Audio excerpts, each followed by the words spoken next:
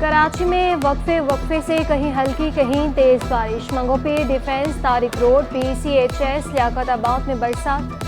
सदर गार्डन, गुरुमंदिर और गडाप टाउन समेत बेशतर इलाकों में भी बरखा रुकी। सबसे ज्यादा शारे फैसल पर 14 मिलीमीटर बारिश रिकॉर्ड की गई। केमाड़ी में 13, नाजिमाबाद में 12.5, सादी टाउन 12 मिलीमीटर बरसात हुई। बारिश ने इंतजामी के दावों पर पानी फेर दिया। शहर के पोश इलाके डिफेंस में भी सड़कें ज़ेरे-आब आ गई। पंजाब चौरंगी से गोल्ड मार्ग जाने वाली सड़क पर भी पानी जमा। शारे फैसल पर बरसात का पानी मौजूद। शहरियों को आमदोरफ्त में मुश्किलात का सामना।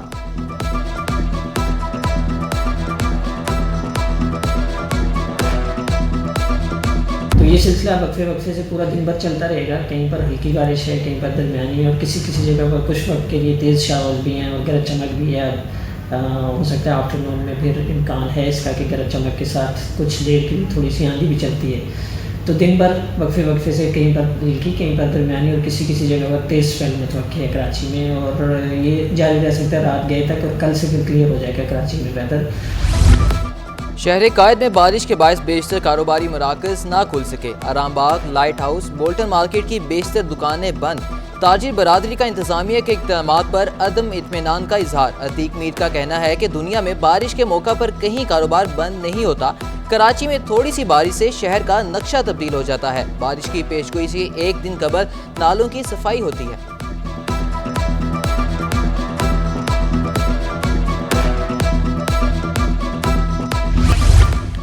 कराची में मूसलाधार बारिश के पेश नज़र बल्दियाती इदारे मुतहर्रिक। निकासियाब के लिए मुख्तलिफ इलाकों में भारी मशीनरी मौजूद। MA जिन्ना रोड, शारे फैसल, अंडर पासिस और दीगर नशेबी इलाकों में अमला मशीनरी के हमरा अलर्ट। सड़कों पर जमा पानी खींच कर नाले में डाला जाएगा। वाटर कॉरपोरेशन की तमाम सक्शन मशीनें, डी वाटरिंग पंप समेत दीगर मशीनरी 26 मुकामात पर हाई अलर्ट। मुतवक्के बारिश और सैलाबी सूरत हाल से निपटने के लिए रेस्क्यू 1112 का इजाफी अमला तैनात।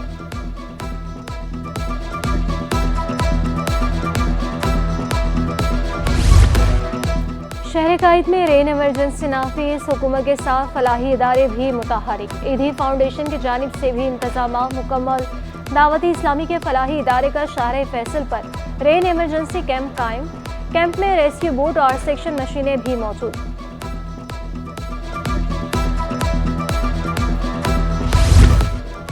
मौसम सुहाना होने पर शहरी घरों से बाहर निकल आए। मेयर और कमिश्नर कराची की गैर जरूरी घरों से निकलने की अपील नजरअंदाज कर दी। शहरियों ने पार्कों और दीगर तफरीही मुकामात का रुख कर लिया। शाम के औकात में गर्मा गर्म पकौड़ों, कचौरी और समोसों की मांग भी बढ़ गई।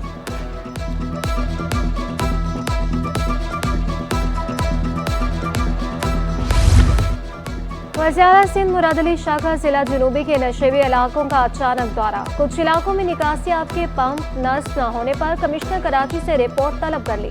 रेन इमरजेंसी प्लान के तहत कौन सी मशीनरी कहाँ नस्ब है, वज़ीर सिंध ने किसी भी वक्त दोबारा दौरे का इंदिया दे दिया।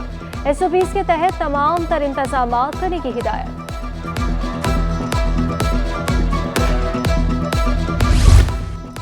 IG सिंध रिफत की ज़ेर सदारत रेन एमरजेंसी और अमन अमान के हवाले से इजलास। तमाम अफसरान अपनी टीम्स के हमरा हुकूमत सिंध और ज़िलाई हुकूमतों के साथ रेन एमरजेंसी के हवाले से मिलकर काम करने की हिदायत। कहा कि हुकूमती मशीनरी के साथ मिलकर रिलीफ का काम करें। पुलिस और ट्रैफिक अफसरान और एहलकार बारिश की सूरत हाल में सड़कों पर मौजूद।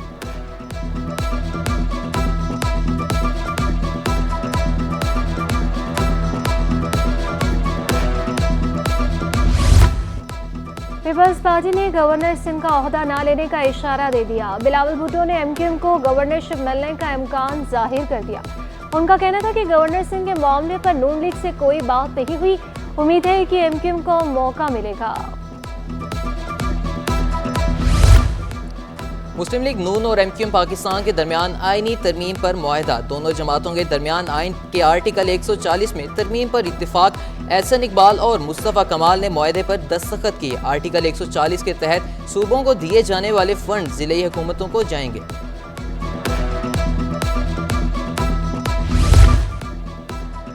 इलेक्शन कमीशन ने सदारती इंतखाबात का शेड्यूल जारी कर दिया। सदारती इंतखाबात 9 मार्च को होंगे। 2 मार्च तक कागजात नामजदगी 12 बजे से पहले जमा कराए जा सकेंगे। कागजात नामजदगी की जांच पड़ताल 4 मार्च को रिटर्निंग अफसर सुबह 10 बजे करेंगे उम्मीदवारों की जानिब से कागजात नामजदगी 5 मार्च दोपहर 12 बजे तक वापस लिए जा सकेंगे। इंतखाबात में हिस्सा लेने वाले उम्मीदवारों की फहरिस्त 5 मार्च को दोपहर 1 बजे आवेजा की जाएगी। वज़ीर आला मुराद अली शाह का सुबह 9:30 बजे सिंध सेक्रेटेरिएट का अचानक दौरा। चीफ सेक्रेटरी फ़खर आलम ने इस्तकबाल किया।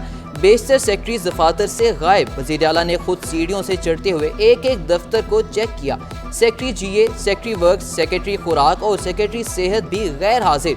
सिर्फ सेक्रेटरी I&C दफ्तर में मौजूद। वज़ीर आला सिंध ने गैर हाजिर सेक्रेटरीज पर नाराजगी का इजहार किया।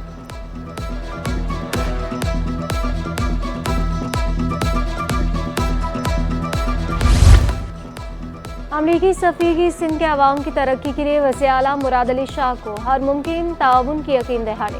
वज़ीर आला सिंध मुराद अली शाह से अमरीकी सफ़ीर डोनाल्ड ब्लूम की मुलाकात। अमरीकी सफ़ीर की मुराद अली शाह को तीसरी बार वज़ीर आला बनने पर मुबारकबाद। वज़ीर आला सिंध ने अमरीकी सफ़ीर का शुक्रिया अदा किया। मुराद अली शाह ने अमन अमान की मुकम्मल बहाली अव्वलीन तरजीह करार दिया। सनती और ज़रई तरक्की से माईशत को मजबूत करने का इरादा किया। अमरीकी सफ़ीर का तालीम के शोबे में मज़ीद ताउन करने का आज़म। ओगरा ने LPG की कीमतों में कमी का ऐलान कर दिया। LPG फी किलो 81 पैसे सस्ती, कीमत 256 रुपये 78 पैसे हो गई। घरेलू सिलेंडर की 9 रुपये 51 पैसे की कमी, कीमत 3039 रुपये 63 पैसे से कम होकर 3030 रुपये 12 पैसे हो गई।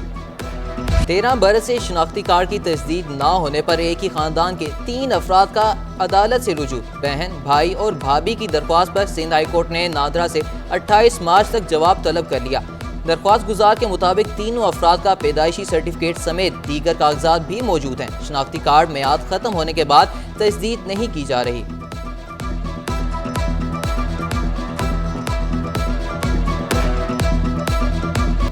सिंध हाई कोर्ट की लापता लड़की की तलाश के लिए मीडिया पर तस्वीर शाया करने का हुक्म। फलाही इदारों और दारुल अमान से मालूमात तलब कर ली। 7 लापता अफराद की बाजियाबी से मुतालिक समात में लापता इरफान की अहलिया किया हो बका। SHO गुलिस्तान जौहर से 4 अप्रैल तक जवाब तलब। 1 लापता शहरी की वापसी पर दरख्वास्त निपटा दी।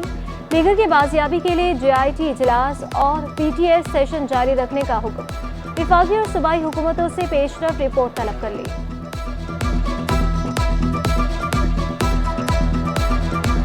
और ख़वातीन की ज़िंदगी के गिर्द घूमती कहानियाँ। स्कूल कॉलेज की तालिबा हो या खातून खाना, 3 औरतें 3 कहानियाँ के नाम से शायद ही कोई होगा जो वाकिफ ना हो।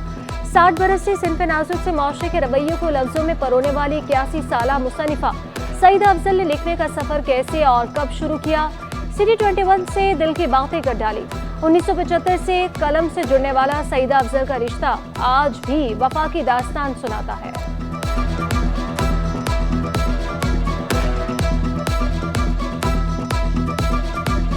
जनवरी में अखबार जहाँ का पहला पर्चा निकला था, तो उसके शोबा ख़वातीन के सफ़े पर मेरी तस्वीर भी है, अभी भी वो मेरे पास है। और मुझे बड़ी खुशी हुई कि मुझे कोई तगोदो तो करनी नहीं पड़ी। और मेरा सब्जेक्ट उर्दू अदब था, इससे रिलेटेड था, ये लिखने का मुझे शौक़ था, पहले से मैं रेडियो में लिख रही थी।